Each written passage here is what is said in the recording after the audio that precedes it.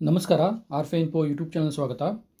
ಈ ವಿಡಿಯೋದಲ್ಲಿ HSTR ನೇಮಕಾತಿಗೆ ಸಂಬಂಧಪಟ್ಟಂತೆ ಹೈಸ್ಕೂಲ್ಗೆ ಸಂಬಂಧಪಟ್ಟಂತೆ ಪ್ರೌಢಶಾಲಾ ಶಿಕ್ಷಕರ ನೇಮಕಾತಿಗೆ ಸಂಬಂಧಪಟ್ಟಂತೆ ಅಧಿಸೂಚನೆಯನ್ನು ಪ್ರಕಟಗೊಳಿಸಿದ್ದಾರೆ.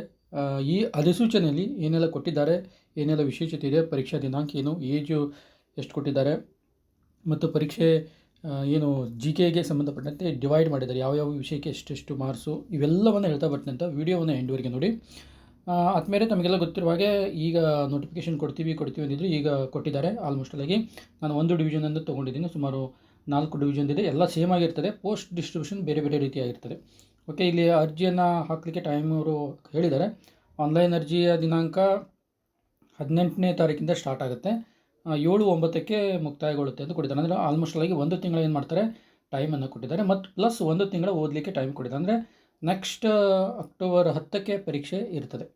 ಓಕೆ, ಇಲ್ಲಿ ಈ ವರ್ಷ ಏನೆಲ್ಲ ಬೆಳವಣಿಗೆ ಆಗಿದೆ, ಡಿಫ್ರೆಂಟ್ ಮಾಡಿದ್ದಾರೆ ಅಂತಂದರೆ, ಈ ಸರಿ ಆಂಗ್ಲ ಭಾಷೆ ಇಲ್ಲಿ ನೋಡಿರಿ, ಇಷ್ಟು ಬೆಳಗಾವಿ ವೃಂದಕ್ಕೆ ಸಂಬಂಧಪಟ್ಟಂತೆ ಎಷ್ಟು ಹುದ್ದೆಗಳು ಅಂತಂದರೆ ಇಲ್ಲಿ ನೋಡ್ಬೋದು. ಒಟ್ಟು 787 ಹುದ್ದೆಗಳನ್ನು ಕಾಲ್ ಮಾಡಿದ್ದಾರೆ. ಅದರಲ್ಲೂ ಕಲಾ ಶಿಕ್ಷಕ, ಕನ್ನಡ ಮಾಧ್ಯಮ, ಕಲಾ ಶಿಕ್ಷಕ ಇಂಗ್ಲೀಷ್ ಮಾಧ್ಯಮ, ಜೀವ ವಿಜ್ಞಾನ, ಈ ರೀತಿಯಾಗಿ ಕನ್ನಡ ಮತ್ತು ಇಂಗ್ಲೀಷ್ ಮಾಧ್ಯಮ ಅಂತೇಳಿ 2 ವಿಭಾಗದಲ್ಲಿ ತಗೊಂಡೋಗಿದ್ದಾರೆ. ಓಕೆ, ಇದೊಂದು ಈ ವರ್ಷದ ವಿಶೇಷತೆ, ಅಧಿಸೂಚನೆಯ ವಿಶೇಷತೆ. ಹಿಂದೆ ಈ ರೀತಿ ಇರಲಿಲ್ಲ. ನೆಕ್ಸ್ಟ್ ಇಲ್ಲಿ ಇವರು ಇನ್ನೊಂದು ಏನು ಹೇಳ್ತಾ ಬರ್ತಾರೆ ಅಂತಂದರೆ, ಆನ್ಲೈನ್ ಅರ್ಜಿಯನ್ನು ನೀವು ಎಲ್ಲಿ ಸ್ಕೂಲ್ ಎಜುಕೇಷನ್ ವೆಬ್ಸೈಟ್ ಇದೆಯಲ್ಲ ಅದರಲ್ಲೇ ಹಾಕಬೇಕು. ಫೀಯನ್ನು ಸಹಿತ ಅದರಲ್ಲೇ ನೀವು ಯೂಸರ್ ನೇಮ್ ಪಾಸ್ವರ್ಡ್ ಹಾಕ್ಕೊಂಡು ರಿಜಿಸ್ಟರ್ ಮಾಡ್ಕೊಂಡು ನಿಮ್ಮ ಡೀಟೇಲ್ ಎಲ್ಲ ತುಂಬಿಕೊಂಡು ಸಬ್ಮಿಟ್ ಮಾಡಿ ಆಮೇಲೆ ಫೀ ತುಂಬಬೇಕು ಅಂತೇಳಿ ಇವರು ಹೇಳ್ತಾ ಬರ್ತಾರೆ. ಇದು ಸಾಮಾನ್ಯವಾಗಿ ಎಲ್ಲ ಮಾಡುವಂಥದ್ದು. ಆದರೆ ಇನ್ನೂ ವಿಶೇಷತೆ ಏನು ಅಂತಂದರೆ, ಇಲ್ಲಿ ಒಂದೇ ಅರ್ಜಿಯಲ್ಲಿ, ಆನ್ಲೈನ್ ಅರ್ಜಿಯಲ್ಲಿ ನೀವೇನು ಮಾಡ್ಬೋದು, 3 ಯಾವುದು PST, GPST ಮತ್ತು HSTRಗೆ ಸಂಬಂಧಪಟ್ಟಂತೆ ನೀವು 3 ಕಡೆ ನೀವು ಎಲಿಜಿಬಲ್ ಇದ್ದರೆ 3 ಹುದ್ದೆಗಳಿಗೆ ನೀವೇನು ಮಾಡ್ಬೋದು, ಒಂದೇ ಆನ್ಲೈನ್ ಅರ್ಜಿಯನ್ನು ಹಾಕಬೇಕು ಅಂದ್ಕೊಂಡಿದ್ದಾರೆ. ಅಂದರೆ ಮೊದಲು ಹಾಗಿರಲಿಲ್ಲ. ಮೊದಲು HSTRಗೆ ಒಂದು ಅರ್ಜಿ ಇತ್ತು, GPST ಒಂದಿತ್ತು, PST ಒಂದು ಅರ್ಜಿ ಹಾಕ್ತಿದ್ರು.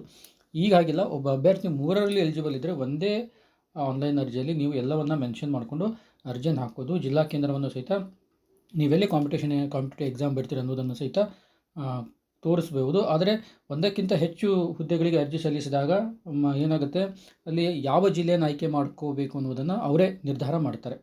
ಓಕೆ, ಇದು ಒಂದು ಹೊಸ ವಿಶೇಷತೆಯನ್ನು ಅಲ್ಲಿ ಕೊಟ್ಟಿದ್ದಾರೆ. ನೆಕ್ಸ್ಟು ನೀವು ಎಕ್ಸಾಕ್ಟಾಗಿ ನಿಮ್ಮ ಅರ್ಹತೆಯನ್ನು ಹೊಂದಿರಬೇಕಂತ ಕೊಟ್ಟಿದ್ದಾರೆ. ಆಲ್ರೆಡಿ ಎಲ್ಲರೂ ಆಲ್ಮೋಸ್ಟ್ ಅಲ್ಲಿ ಇರ್ತಾರೆ.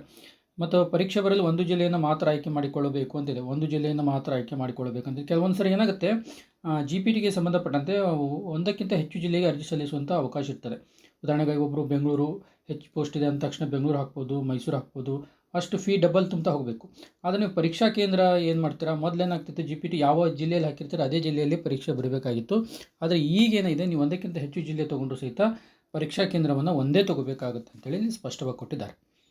ಓಕೆ, ಉದಾಹರಣೆಯನ್ನು ಕೊಟ್ಟಿದ್ದಾರೆ ಯಾವ ರೀತಿಯಾಗಿ ಅಂತೇಳಿ, ಅದರದ್ದು ಅವಶ್ಯಕತೆ ಇಲ್ಲ.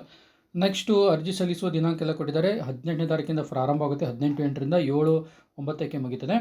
ನೆಕ್ಸ್ಟು 10ನೇ ತಾರೀಕಿನೊಳಗೆ, 10/9 ಸೆಪ್ಟೆಂಬರ್ 10ನೇ ತಾರೀಕಿನೊಳಗಾಗಿ ನೀವೇನು ಮಾಡಬೇಕು, ಫೀಯನ್ನು ತುಂಬಬೇಕಾಗುತ್ತೆ. ನೆಕ್ಸ್ಟು ಫೀ ಎಷ್ಟಿದೆ ಅಂತಂದರೆ, SC 2A 2B 3A 3B 1125 ಇದೆ. SC ST ಕೆಟಗರಿ 1 ಮಾಜಿ ಸೈನಿಕರು, ಅಂಗವಿಕಲರಿಗೆ 750 ರೂಪಾಯಿ ಫೀ ಇದೆ. ಓಕೆ, ಒಂದಕ್ಕಿಂತ 2 ಹುದ್ದೆಗಳಿಗೆ ಏನಾದ್ರು ನೀವು ಅರ್ಜಿ ಸಲ್ಲಿಸಲು ಬಯಸಿದರೆ ಇಲ್ಲಿ ಕೊಟ್ಟಿದ್ದಾರೆ. ಒಂದಕ್ಕಿಂತ ಹೆಚ್ಚು, ಇದು ಒಂದು ಹುದ್ದೆಗೆ ಮತ್ತು ಇದು 2 ಹುದ್ದೆಗೆ ಅಂತ ಕೊಟ್ಟಿದ್ದಾರೆ. ಇಲ್ಲಿ ಒಂದು ಹುದ್ದೆಗೆ 750, 500. ಒಂದಕ್ಕಿಂತ ಒಂದೇ ವೃಂದದ 2 ಹುದ್ದೆಗಳಿಗೆ ಅರ್ಜಿ ಸಲ್ಲಿಸಿದರೆ 1125, 750 ಕೊಟ್ಟಿದ್ದಾರೆ. ನಿಮ್ಗೆ ಯಾವ ರೀತಿಯಾಗಿ ನೋಡ್ತಾ ಬರ್ರಿ, ಒಂದೇ ವೃಂದಕ್ಕೆ ಸಂಬಂಧಪಟ್ಟಂತೆ. ಅಂದರೆ ಒಂದೇ ಜಿಲ್ಲೆಗೆ, ಈಗ GPT 3 ಜಿಲ್ಲೆಗೆ ಅರ್ಜಿ ಹಾಕಿದರೆ ಯಾವ ರೀತಿಯಾಗಿ ತುಂಬಬೇಕು ಅನ್ನೋದನ್ನು ಇದು ಡೀಟೇಲಾಗಿ ಕೊಟ್ಟಿದ್ದಾರೆ. ನೆಕ್ಸ್ಟು ಇಲ್ಲಿ PST ಇವೆಲ್ಲ ಒಂದೇ ವೃಂದ ಅಂತ ಕನ್ಸಿಡರ್ ಮಾಡ್ತಾರೆ. PST, GPT ಇವೇನಿದಾವಲ್ಲ, ಈ ವಿವಿಧ ವೃಂದಗಳೇನಿದಾವಲ್ಲ, ಇದರಲ್ಲಿ GPTಗೆ ಸಂಬಂಧಪಟ್ಟಂತೆ ಒಂದು 4 ಜಿಲ್ಲೆಯಲ್ಲಿ ಹಾಕ್ಬೋದು. ಅದು ಎಲ್ಲ ಒಂದೇ ವೃಂದ ಅಂತ ಕನ್ಸಿಡರ್ ಆಗುತ್ತೆ. ಆಮೇಲೆ HSTಗೆ ಸಂಬಂಧಪಟ್ಟ 4 ವಿಭಾಗದಲ್ಲಿ ಹಾಕ್ಬೋದು. ಇದು ಸಹಿತ ಒಂದೇ ವೃಂದ ಅಂತ ಕನ್ಸಿಡರ್ ಆಗುತ್ತೆ ಅಂತೇಳಿ ಅವರು ಹೇಳ್ತಾ ಬರ್ತಾರೆ. ಮತ್ತು ಪತ್ರಿಕೆ 1, ಪತ್ರಿಕೆ 2 ಏನಿದೆಯಲ್ಲ, ಕನ್ನಡ ಮತ್ತು ಇಂಗ್ಲೀಷ್ ಮಾಧ್ಯಮದಲ್ಲಿರ್ತದೆ. ಅದು ನಿಮಗೆ ನೀವು ತೊಗೊಂಡಂಗೆ. ವೇತನ ಶ್ರೇಣಿ ನೋಡ್ತಾ ಬರೋದಾಗಿಂದ್ರೆ 54,000ದಿಂದ ಸ್ಟಾರ್ಟ್ ಆಗುತ್ತೆ. ನೆಕ್ಸ್ಟ್ ವಯೋಮಿತಿಯಲ್ಲಿ ಯಾವುದೇ ರೀತಿ ಬದಲಾವಣೆಯನ್ನು ಹೆಚ್ಚು ಮಾಡಿಲ್ಲ, ಆ್ಯಡ್ ಮಾಡಿಲ್ಲ. 45 ವರ್ಷಗಳು, 40, 43 ವರ್ಷಗಳನ್ನು ಕೊಟ್ಟಿದ್ದಾರೆ. ಸಾಮಾನ್ಯ ಅಭ್ಯರ್ಥಿಗೆ 40 ವರ್ಷಗಳನ್ನು ಕೊಟ್ಟಿದ್ದಾರೆ. ಓಕೆ, ಆಯ್ಕೆ ಅಂತಂದರೆ ಅವರು ಕೊಟ್ಟಂಥ ಮಾಧ್ಯಮದಲ್ಲಿ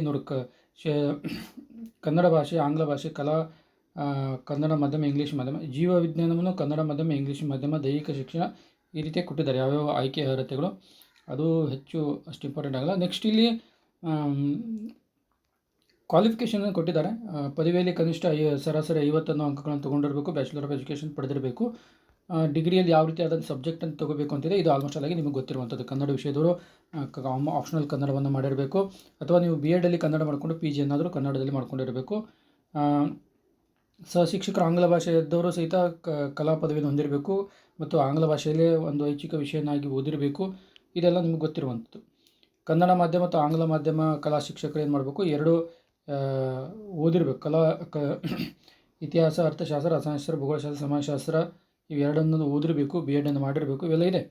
ನೀವು ಇದನ್ನು ಆಲ್ಮೋಸ್ಟ್ ಆಗಿ ನೋಟಿಫಿಕೇಷನ್ ಹಿಂದೆ ಏನು ಗೆಜೆಟ್ ಕೊಟ್ಟಿದ್ರು ಅದರ ಪ್ರಕಾರನೇ ಇದೆ. ಓಕೆ, ಇದರಲ್ಲಿ ಯಾವುದೇ ರೀತಿಯಾದಂಥ ಬದಲಾವಣೆಯನ್ನು ಅವರು ಮಾಡಿಲ್ಲ.